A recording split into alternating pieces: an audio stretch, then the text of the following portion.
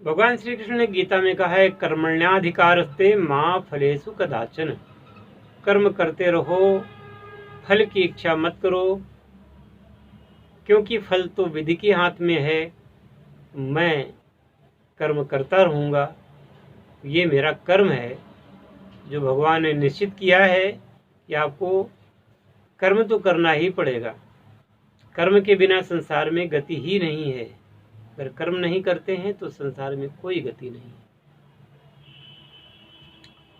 बताना चाहूँगा कि वसंत पंचमी को 16 फरवरी को वसंत पंचमी को हम एक शिविर का आयोजन कर रहे हैं। बताया तो हमने आपको पहले भी है, पर आप लोगों में भूलने की आदत होती है, पुनश्च बार बार वो चीज़ दोहरानी पड़ती है, और इसमें कोई दोष भी नहीं। तो बसंत पंचमी के दिन दीक्षा लेने के लिए, देखिए ये माता सरस्वती का जन्म दिवस है बसंत पंचमी, और जहाँ श्री विद्या का जन्मदिन हो तो उस दिन से अगर साधनाएं शुरुआत की जाती हैं तो परिपूर्ण भी होती हैं और उनका लाभ भी मिलता है, सिद्धि उनमें प्राप्त होती है। चाहे आप माता बगलामुखी की साधना करें, चाहे छिन्नमस्ता की करें, धूमावती की करें, भुवनेश्वरी की करें, खोड़सी की करें, छिन्नमस्ता की करें, काली की करें, कमला की करें, है ना। जिस भी महाविद्या की साधना करना चाहते हैं आप करें। उसकी दीक्षा लेना परमावश्यक होता है, क्योंकि दीक्षा के माध्यम से ही गुरु शिष्य में एक बीजारोपण करता है और वो अधिकृत करता है कि आप साधना को करें। और उत्तम तिथियों में साधना करने से साधना अवश्य ही बलवती होती है। अब मैं साधना के लिए प्रेरित क्यों करता हूँ? तो देखिए, एक तो ये कि मैंने सनातन हिंदू धर्म में जन्म लिया है। दूसरे, मेरा ये कर्म है ज्ञान देना। भाई ज्ञान प्राप्त किया है तो ज्ञान देना भी मेरा कर्तव्य है। एक ब्राह्मण को और क्या चाहिए? इसके अलावा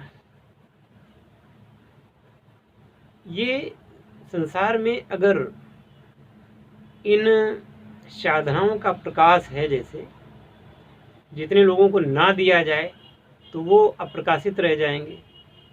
अगर आपको साधना में सिद्धि नहीं मिली, साधना के द्वारा आपका उपकार नहीं हुआ, तो सनातन हिंदू धर्म से आपका विश्वास उठ जाएगा, जो कि मैं नहीं चाहता हूँ। आप गलत तरीके से साधना करते हैं, इसलिए साधना सफल नहीं होती है। गलत लोगों से दीक्षा ले लेते हैं, इसलिए आपको सही ढंग से उसका मार्ग नहीं मिलता। और जब आप सही ढंग से साधना करेंगे नहीं, तो श्री गीता जी में भगवान श्री कृष्ण ने कहा ही है कि अविधि पूर्वक जो साधना की जाती है मुझे प्राप्ति नहीं होती। और जितनी साधनाएं, जितने भी देवी देवता हैं, वो सब श्री कृष्ण कहते हैं मेरे ही स्वरूप है।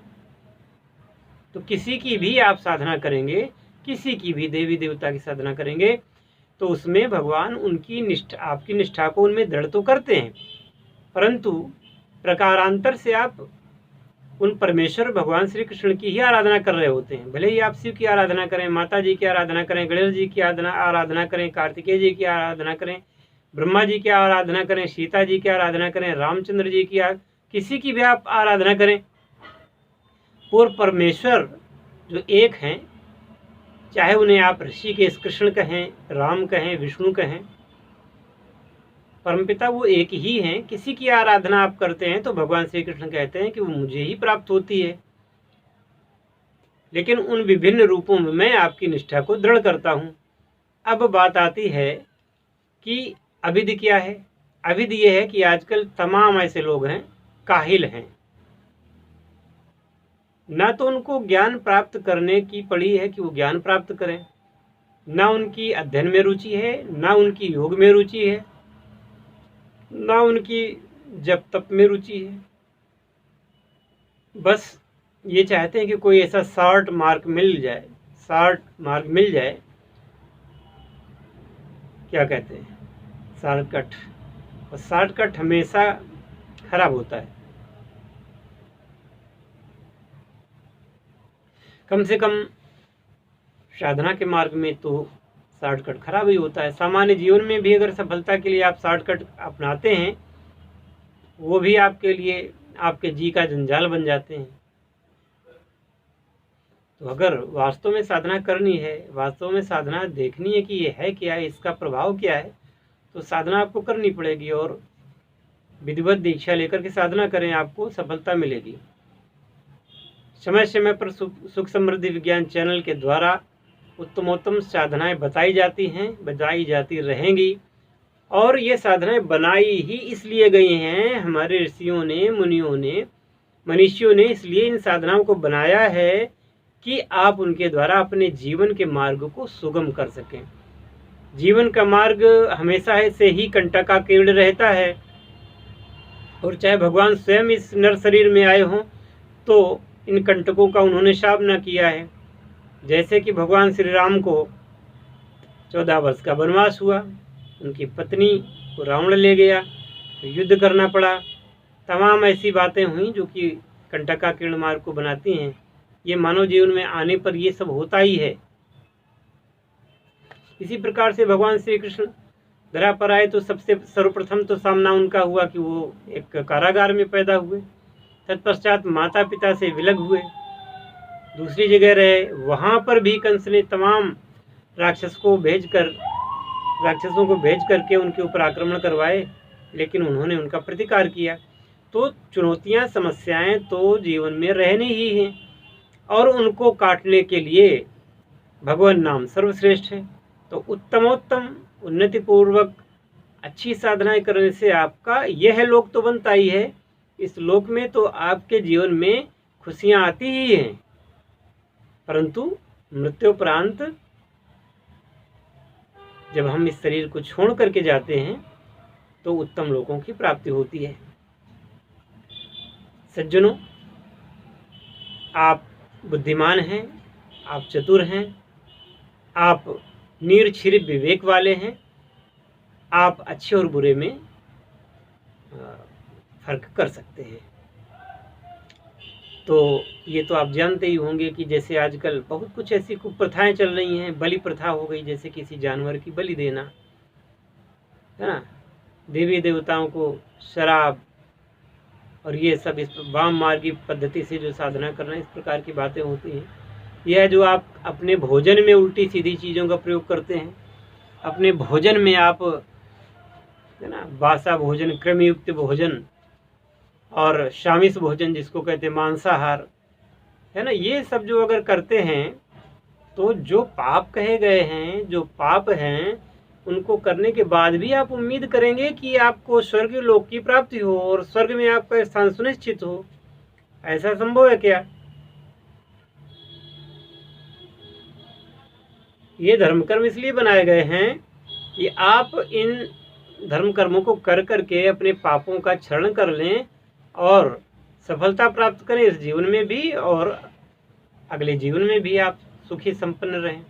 इसलिए तो ये मार्ग बनाए गए हैं। अब आप के अंदर दंभ है कि मैं तो बहुत बड़ा पंडित हूँ, मैंने इतनी भागवत कही है, मैंने इतनी साधनाएं की हैं, मैंने ये किया है, मैंने वो किया है, या आपके अंदर दंभ है कि अरे मैं तो क्रिश्चियन हूँ और मैं ऐसा हूँ, बड़ा धार्मिक हूँ। कुछ लोगों को ये हमेशा रहता है कि वो एक तथाकथित पुस्तक जिसके बारे में कहा गया है कि वो अपने मानने वालों के अलावा दूसरों के वध का आदेश देती है, दूसरों की बहन बेटियों को छीनने का आदेश देती है।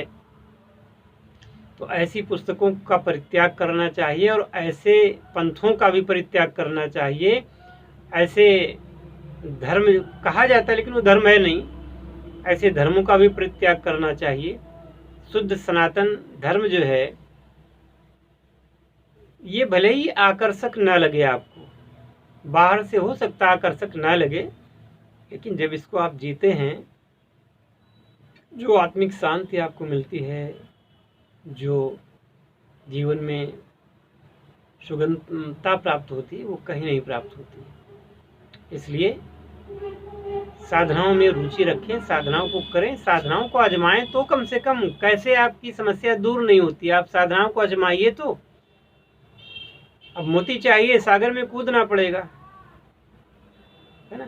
रत्न चाहिए, जाना पड़ेगा आपको, गोता तो लगाना पड़ेगा साधना में, तभी तो आपको कुछ रत्न प्राप्त होंगे, कुछ आपको मोती प्राप्त होंगे, वरना क्या मिलेगा।